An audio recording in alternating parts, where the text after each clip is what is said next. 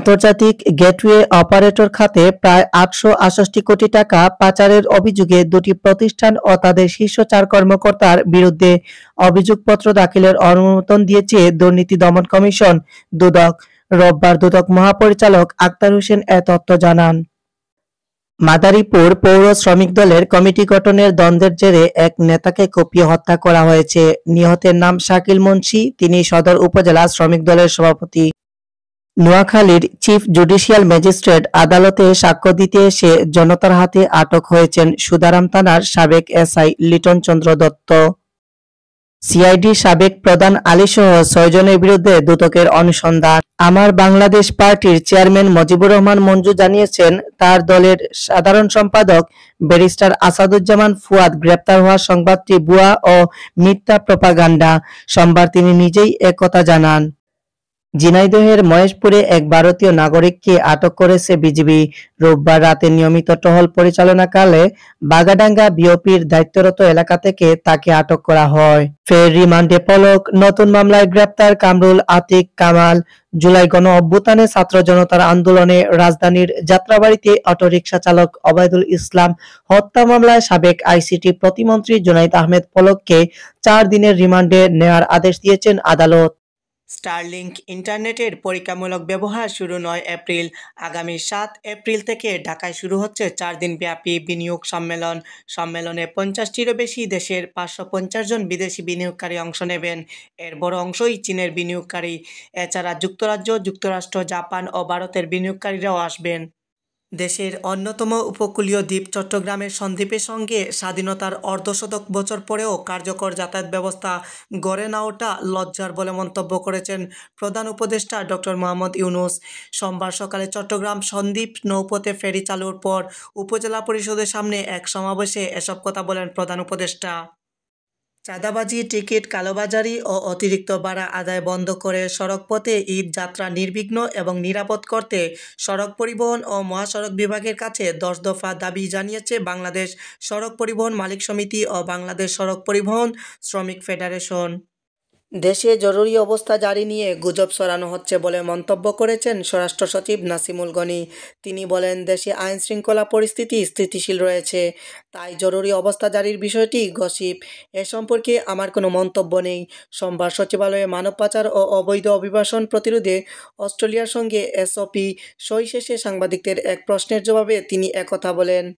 দেশের রপ্তানি আয় এবং প্রবাসী আয় বাড়লেও প্রকল্প ঋণের প্রতিশ্রুতি কমিয়ে দিয়েছে সহযোগীরা। বিপরীতে বেড়েছে আগের নেওয়া ঋণগুলোর পরিশোধের চাপ। চলতি বছরের প্রথম ৮ মাসে ঋণ প্রতিশ্রুতি কমেছে ৬৭% বেশি। সোমবার অর্থনৈতিক সম্পদ বিভাগের প্রকাশিত মাসিক হালনাগাদ প্রতিবেদনে এ তথ্য উঠে এসেছে। সেনাবাহিনীকে জনগণের মুখোমুখি করার চেষ্টা করা হচ্ছে, এর পেছনে ষড়যন্ত্র আছে বলে মন্তব্য করেছেন বিএনপির ভারপ্রাপ্ত চেয়ারম্যান তারেক রহমান। সোমবার রাজধানীর ইস্কাটন গার্ডেনে লেডিস ক্লাবে বিএনপি মিডিয়া সেলের উদ্যোগে এক ইফতার ও দোয়া মাহফিলে লন্ডন থেকে ভার্চুয়ালি যুক্ত হয়ে তিনি এসব কথা বলেন। জুলাইয়ে শহীদ পরিবারের সদস্যরা এবং জুলাই মঞ্চের সংগঠকেরা সোমবার আন্তর্জাতিক অপরাধ ট্রাইব্যুনালের সামনে সমাবেশ ও অবস্থান কর্মসূচি পালন করেছে। দুপুর পৌনে ১টা থেকে বেলা ৩:৩০ পর্যন্ত তারা সেখানে অবস্থান করেন। এ সময় তারা আওয়ামী লীগ নিষিদ্ধ করার জোর দাবি জানান। খুনিদের বিচার না হওয়ায় চিফ প্রসিকিউটর তাজুল ইসলামেরও পদত্যাগ দাবি করেন। এদিকে রাজধানী ঢাকার আইনশৃঙ্খলা পরিস্থিতি স্থিতিশীল রাখতে নগরীর বিভিন্ন স্থানে সাঁড়াশি অভিযান চালিয়ে বিভিন্ন অপরাধে জড়িত ২১১ জনকে গ্রেপ্তার করেছে ঢাকা মেট্রোপলিটন পুলিশ। সোমবার ডিএমপির উপকমিশনার মোহাম্মদ তালেবুর রহমান বিষয়টি নিশ্চিত করেছেন। অর্থনীতির সবখানেই জিয়াউর রহমানের স্পর্শ রয়েছে বলে মন্তব্য করেছেন রুহুল কবির রিজভী।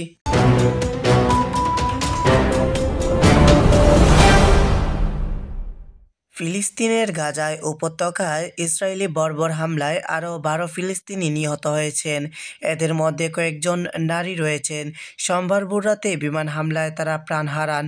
সোমবার সকালে আল জাজিরার এক প্রতিবেদনে এ তথ্য উঠে এসেছে। এদিকে উত্তর মেক্সিকোর প্রদেশ নুয়েভো লিওনে প্রায় ৪০০ ফুট নিচে গাড়ি পড়ে ১২ জন নিহত হয়েছেন। আহত হয়েছেন আরও ৪ জন। ওই সময় খাদে পড়ে যাওয়ার পর গাড়িতে আগুন লেগে যায়। সেই আগুনে ২ হেক্টর জমি পুড়ে গেছে বলে জানা গেছে। সোমবার এক প্রতিবেদনে এ তথ্য জানিয়েছে বার্তা সংস্থা রয়টার্স। ইউক্রেন রাশিয়ার মধ্যে যুদ্ধবিরতির লক্ষ্যে সৌদি আরবের রাজধানী রিয়াদে বৈঠকে বসেছে আমেরিকা ও রাশিয়ার প্রতিনিধি দল। সোমবার ৩ বছরের চলমান যুদ্ধবন্ধের জন্য আলোচনার অংশ হিসেবে এ বৈঠক হয়। যুক্তরাষ্ট্র ইরানের পরমাণু কর্মসূচির পুরোপুরি বিলুপ্তি চায় বলে জানিয়েছেন হোয়াইট হাউসের জাতীয় নিরাপত্তা উপদেষ্টা মাইক ওয়াল্টজ। সেই সঙ্গে ইরানকে কড়া হুঁশিয়ারি দিয়ে তিনি বলেছেন, এটি ছেড়ে দাও, না হলে পরিণতি ভোগ করতে হবে। এর জবাবে পাল্টা হুঁশিয়ারি দিয়েছেন ইরানের পররাষ্ট্রমন্ত্রী আব্বাস আরাগচি। গাজার যুদ্ধবিরতি চুক্তি পুনরুদ্ধারের জন্য একটি নতুন প্রস্তাব উত্থাপন করেছে মিশর। যুক্তরাষ্ট্র ও ফিলিস্তিনের স্বাধীনতাকামী সংগঠন হামাস প্রস্তাবটি সমর্থন করলেও ইসরায়েলের পক্ষ থেকে এখনও আনুষ্ঠানিক কোনো প্রতিক্রিয়া আসেনি।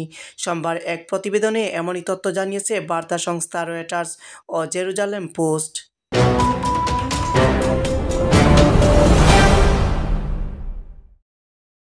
ডিপিএলে সোমবার সকালে বিকেএসপিতে শাহীনপুকুরের বিপক্ষে টস করার পর হার্ট অ্যাটাক করেন তামিম ইকবাল। এরপর থেকেই সাভারের একটি হাসপাতালে ভর্তি আছেন বাংলাদেশ দলের সাবেক অধিনায়ক। তার সুস্থতার জন্য দোয়া করেছেন ভক্ত সমর্থক থেকে শুরু করে বর্তমান ও সাবেক ক্রিকেটাররা। এই তালিকায় যোগ হয়েছে বাংলাদেশ জাতীয় ফুটবল দলের নাম। বর্তমানে বাংলাদেশ ফুটবলের কথা বললেই হামজা চৌধুরীর নাম আসবে সবার আগে। আন্তর্জাতিক ফুটবলে বাংলাদেশ দলে এই ২৭ বছর বয়সী মিডফিল্ডারের প্রথম ম্যাচ মঙ্গলবার। তার দিকেই সবার নজর থাকবে। মাঠের লড়াইয়ে ভারতের জন্য মিডফিল্ডে বড় চ্যালেঞ্জের নাম হচ্ছে হামজা। ক্রিকেটে নিউজিল্যান্ডের শক্তিমত্তা নিয়ে নতুন করে কিছু বলার নেই। সবশেষ কয়েক বছরে একাধিক ব্যাট বলের বিশ্বকাপের ফাইনাল খেলেছে ব্ল্যাক ক্যাপার্সরা। বিপরীতে ফুটবলে অনেকটাই পিছিয়ে তাসমান পারের দেশটি। এদিকে ঢাকা প্রিমিয়ার লিগের ম্যাচ খেলতে যাওয়া তামিম ইকবাল হার্ট অ্যাটাক করায় পুরো ফোকাসটা সরে যায় তামিমের উপর। ফলে মাঠের খেলায় কি হচ্ছে সেটা নিয়ে অবশ্য খুব বেশি আলোচনা হওয়ার সুযোগ নেই। এমন দিনেই ডিপিএলের ৩ ম্যাচে হয়েছে ৫ সেঞ্চুরি।